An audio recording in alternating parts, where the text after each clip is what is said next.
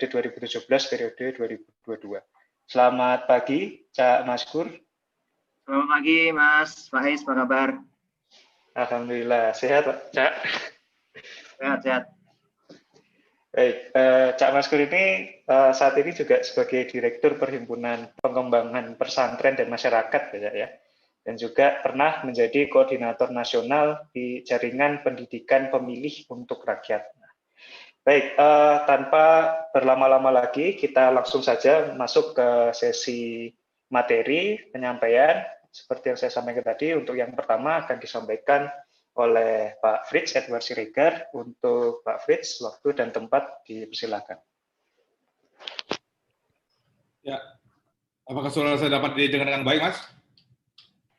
Jelas, Pak. Ya, baik, kawan-kawan, terima kasih. Assalamualaikum warahmatullahi wabarakatuh. Salam sejahtera untuk kita semua. Om Swastiastu, Namo Buddhaya. Yang saya hormati kawan-kawan dari Bawaslu Provinsi dan Bawaslu Kabupaten Kota yang hadir pada pagi hari ini. Terima kasih kawan-kawan. Terima kasih sudah hadir bersama dengan kami untuk saling belajar bersama. Terima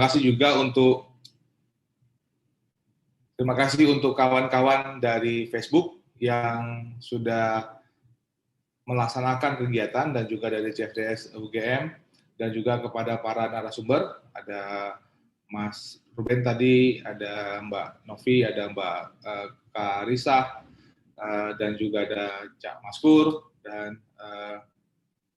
kawan-kawan yang terlibat pada kegiatan pada pagi hari ini. Salam dari kami, dari kantor Bawaslu. Memang di kantor Bawaslu aman-aman saja, meskipun di depan kantor Bawaslu sedang disapu puing-puing apa yang sedang terjadi kemarin, dan saya rasa teman-teman sudah bisa melihat apa yang sedang terjadi.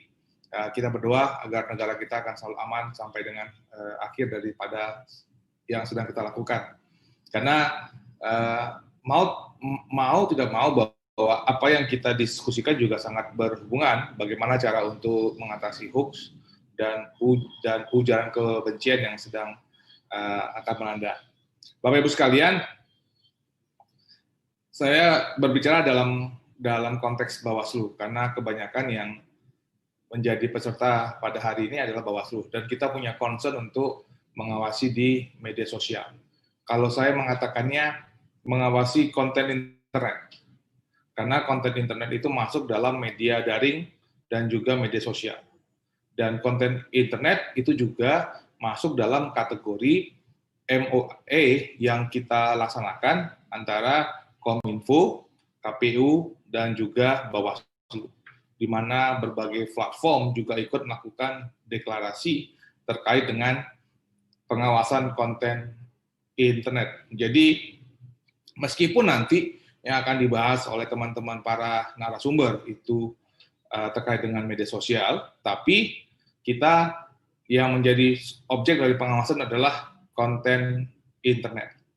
Yang kedua yang perlu saya sampaikan, permohonan maaf dari kami bahwa room kita hanya bisa sampai 500. Tadi saya dikilik sama kawan sebelah, Bung, kalau ngundang pengawasan sama hukum harusnya roomnya 1000. Oh yaudah, nanti kapan-kapan kita bisa buat lagi roomnya 1000. Tapi bagi kawan-kawan yang tidak bisa hadir dalam room, setidaknya bisa hadir di link YouTube yang dimiliki oleh teman-teman CFDS.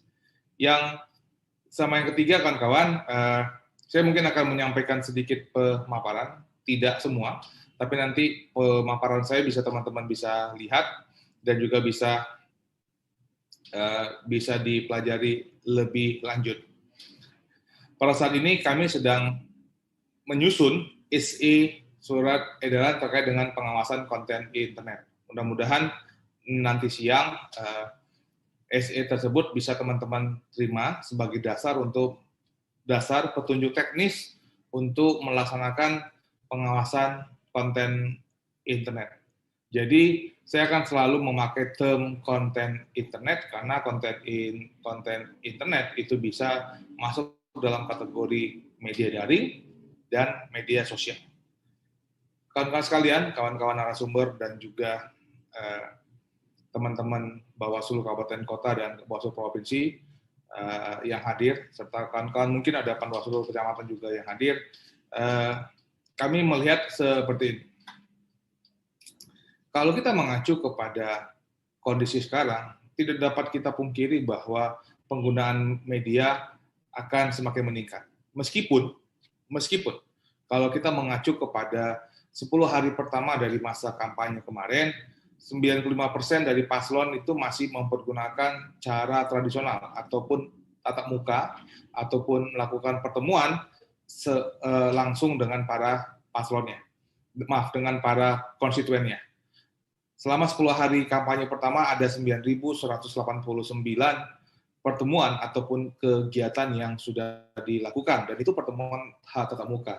Terima kasih kepada teman-teman pengawasan yang sudah melakukan kerja-kerja pengawasan sehingga kita memiliki data tersebut. Dan hanya 5% daerah yang mempergunakan daring dari sebagai bagian daripada kampanyenya. Meskipun saya melihat bahwa ini masih dalam tren, kita akan punya tren di mana konteks kampanye secara daring itu tersebut bakal lebih lanjut, akan lebih banyak untuk dipergunakan. Hal yang kedua yang perlu kami sampaikan bahwa Bawaslu melakukan pengawasan konten internet, yaitu isinya adalah media daring dan media sosial, itu tidak saja terkait dengan akun-akun resmi. Sebagaimana diketahui bahwa untuk paslon, untuk wali kota atau pilgub bisa memiliki 20 akun media sosial, sedangkan untuk pilgub bisa memiliki 30 akun media sosial. Dan sama-sama kita tahu juga bahwa akun-akun yang terdaftar atau akun-akun resmi itu akan baik-baik saja. Isi yang akan disampaikan akan baik-baik saja. Sedangkan yang tidak resmi lah itu yang sering menimbulkan persoalan dan itu yang perlu diawasi. Itu hal yang kedua. Bahwa kita, kalau hal yang pertama bahwa tadi kita sepakati bahwa media daring atau konten internet akan semakin banyak dipergunakan, yang kedua adalah kita mengawasi baik akun yang terdaftar ataupun akun yang tidak terdaftar. Dan yang ketiga yang perlu saya sampaikan adalah nanti akan diperjelas oleh Cak Maskur bahwa kita punya 3 jalur untuk pelaporan. Pertama, temuan, yang nanti akan dijelaskan oleh Cak Maskur bagaimana teman-teman bisa melaporkan terkait dengan konten media sosial, yaitu apabila ada laporan daripada masyarakat. Itu poin yang ketiga. Poin yang keempat yang perlu mau saya sampaikan itu adalah kemana apabila kita menemukan sebuah pelaporan ataupun sebuah pelanggaran tersebut. Dan yang kelima, bagaimana cara kita mengatasi ataupun mengidentifikasi hal-hal yang muncul. Kawan-kawan sekalian, hal yang penting kita untuk menjadi perhatian adalah kalau kita melihat kembali kepada konsep pengawasan. Di dalam pasal 28 dan juga pasal 33 daripada Undang-Undang 10 dikatakan bahwa Bawaslu Provinsi atau Bawaslu Kabupaten Kota menindaklanjuti temuan atau laporannya yang bukan merupakan kewenangannya kepada lembaga yang berwenang. Artinya adalah di dalam melakukan fungsi pengawasan memang ada kewenangan kita untuk mengawasi kegiatan kampanye sebagaimana diatur oleh pasal 69 daripada Undang-Undang 10 atau Undang-Undang Pemilihan. Tetapi ada juga yang kita awasi yang berpotensi untuk melanggar undang-undang lain, yaitu Undang-Undang KUHP, Undang-Undang ITE.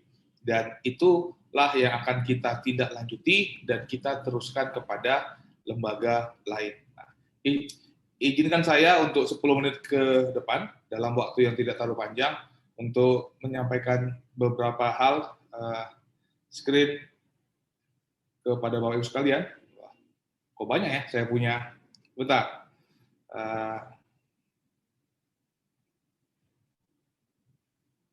Iya.